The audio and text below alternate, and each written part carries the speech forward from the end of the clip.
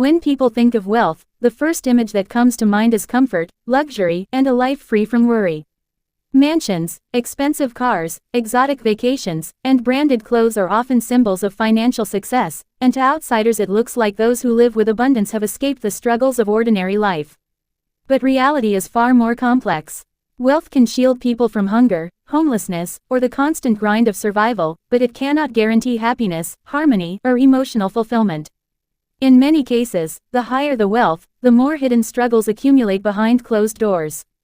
The struggle may not always be visible in the form of financial desperation, but it often appears as emotional disconnection, fractured family ties, identity crises, or a lack of purpose.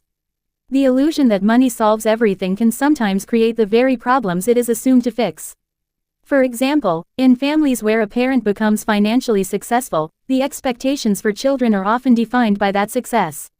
The mother or father might assume that their children must continue the same legacy, run the family business, or pursue a career path that maintains the family's status. But children, like all individuals, are born with their own dreams and passions, and these may not always align with what their parents envision. When the parent views wealth as a tool of protection and stability, they may believe that pushing their child toward a certain life is an act of love. Yet, to the child, this pressure can feel like suffocation. Wealth creates an environment where failure is not tolerated, and choice is often limited, because deviating from the safe path feels like betrayal of the privilege provided. The struggle that grows from this misalignment is hidden, because on the surface, the child is lucky compared to others. Outsiders might say, what could he possibly complain about? His mother is a millionaire. But internally, the child feels unseen, unheard, and sometimes unloved. The hidden struggle is intensified by the loneliness that wealth often brings. A wealthy individual may attract relationships built on financial interest rather than genuine affection. Friends may not be true friends but opportunists waiting for favors, invitations, or advantages. Even within families, money can become the unspoken foundation of connection, and once finances are stripped away, many relationships collapse. For a child growing up in this environment, it becomes difficult to trust anyone's intentions. They may doubt whether people are close to them out of love or because of what they can provide. This insecurity eats away at self-worth and makes it difficult to establish meaningful connections. While others envy the surface-level benefits of wealth, the person living inside the gold-plated walls may be silently drowning in mistrust and isolation. There is also the pressure of perfection. In wealthy families, mistakes are magnified because the outside world is always watching. A millionaire mother might raise her children under constant scrutiny, expecting them to reflect her success. Any deviation from that path, such as pursuing art, music, or a career with uncertain financial prospects, may be seen as foolishness. The child, therefore, struggles with the choice between authenticity and approval. If they follow their dreams, they risk losing their parents' support. If they follow their parents' expectations, they betray themselves. This inner conflict, though invisible to outsiders, can push a person toward depression, rebellion, or even estrangement from family. Wealth also creates distance in emotional communication. In many households where money is abundant, problems are solved with financial solutions rather than emotional support. A child who feels neglected might be given expensive gifts as a substitute for attention. Birthdays, celebrations, or apologies are often covered by lavish presents rather than heartfelt conversations.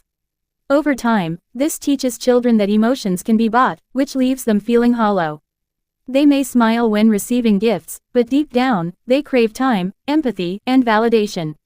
The mother may believe she is providing everything her child needs, but the reality is that the child's deepest needs remain unmet. The hidden struggle here is that both parent and child live in different realities. One believes love is being expressed through financial provision, while the other feels abandoned despite material comfort. Another struggle that wealth conceals is the burden of independence. Paradoxically, children of wealthy families may long to prove themselves without the shadow of their parents' success, but they face obstacles that are invisible to outsiders. If they attempt to build their own career, people may dismiss their achievements as the result of family money, not personal effort. This creates frustration, because no matter how hard they work, their success is rarely recognized as their own.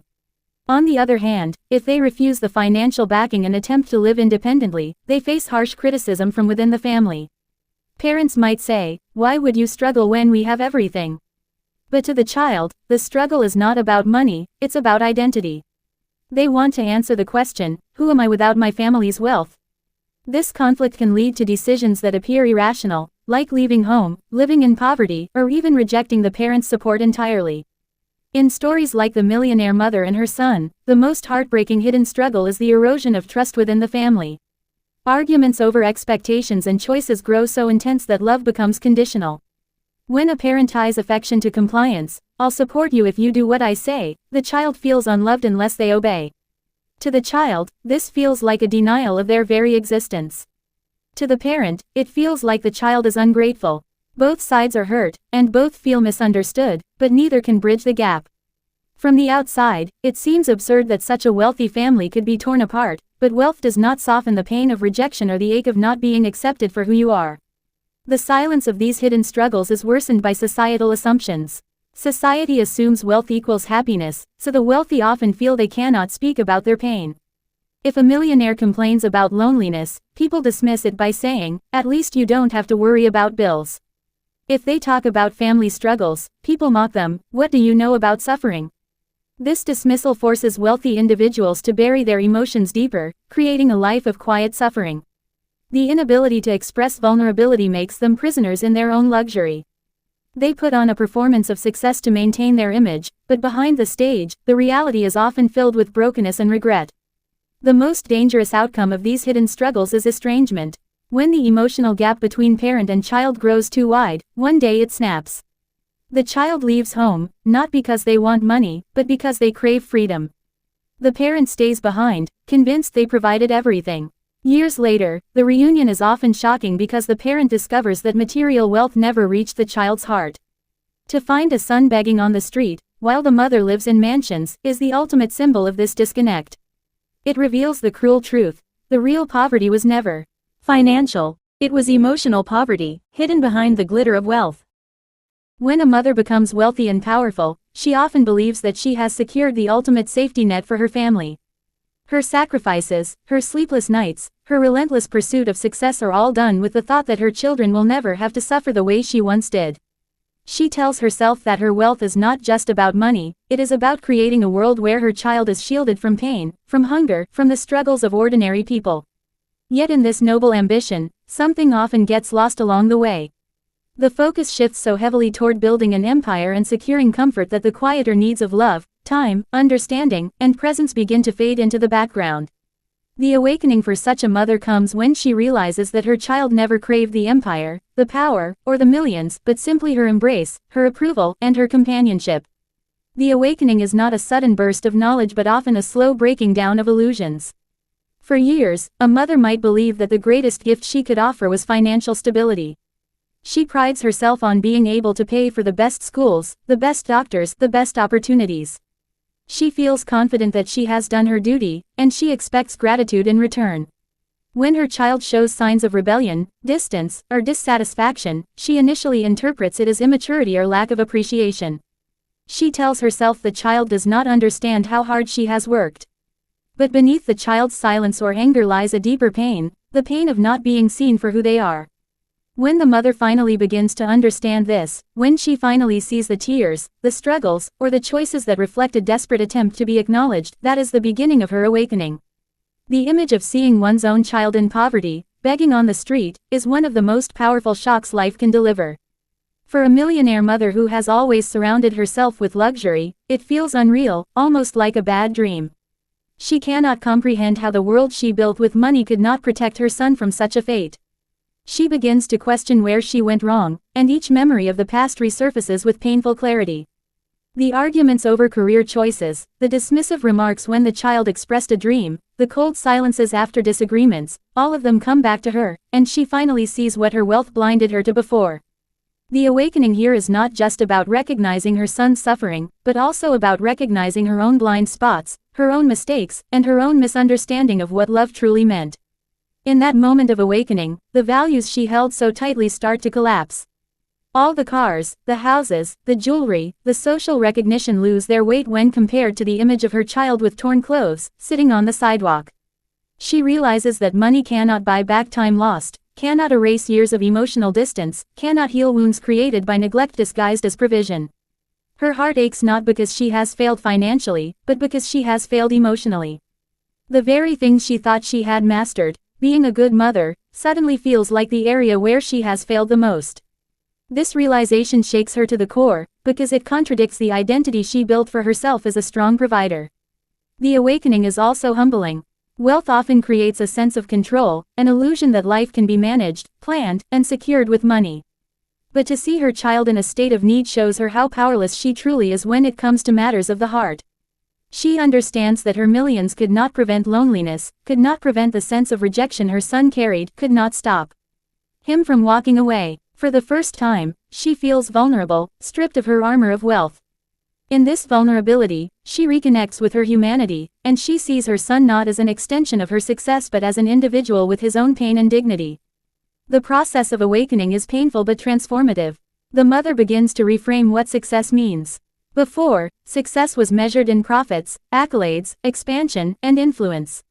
Now, success is measured in her ability to hold her son's hand, to listen without judgment, to accept without condition. She learns that a warm meal shared with her child at home is more valuable than a banquet at a 5-star hotel. She realizes that the laughter of her son in her living room holds more meaning than the applause of strangers at a business award ceremony. These small revelations rebuild her definition of a fulfilled life, and they become her new source of strength. The awakening also forces her to confront guilt. She remembers the countless times she told herself she was too busy for family dinners, that work came first because it would benefit everyone in the long run. She recalls the hurt in her son's eyes when she dismissed his dreams, thinking she was protecting him from failure. Guilt presses on her like a heavy weight, and at first, it threatens to crush her. But slowly, she realizes that the awakening is not about punishment but about second chances. Life has presented her with an opportunity to reconnect, to rebuild, to love more deeply than she ever did before.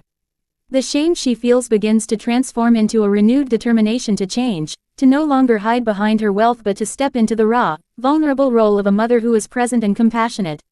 Her son's response is crucial to this journey. At first, he might resist, because wounds do not heal instantly.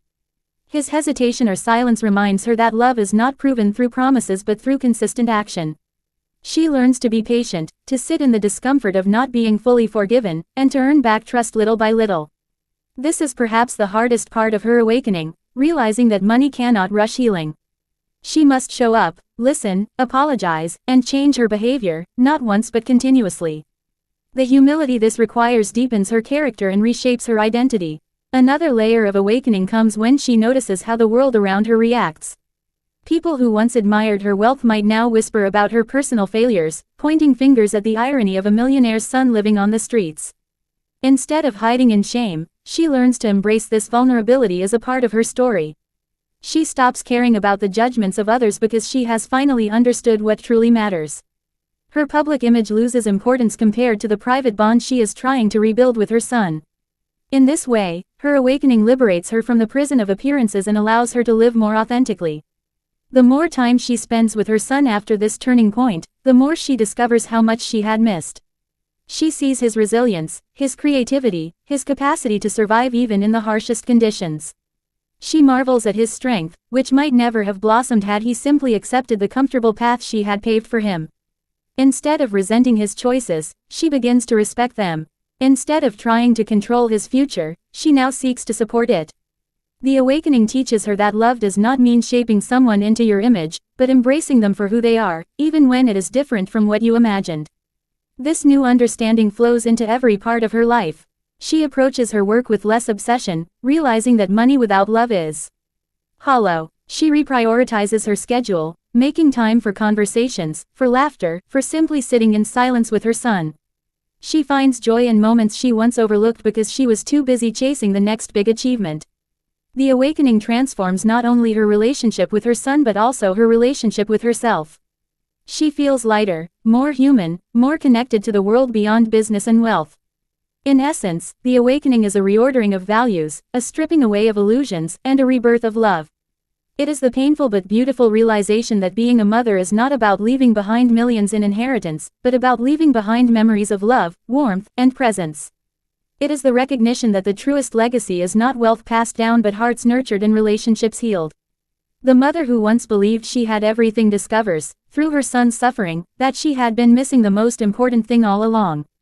The awakening does not erase the past, but it allows her to reshape the future, not with riches, but with love that finally speaks louder than money.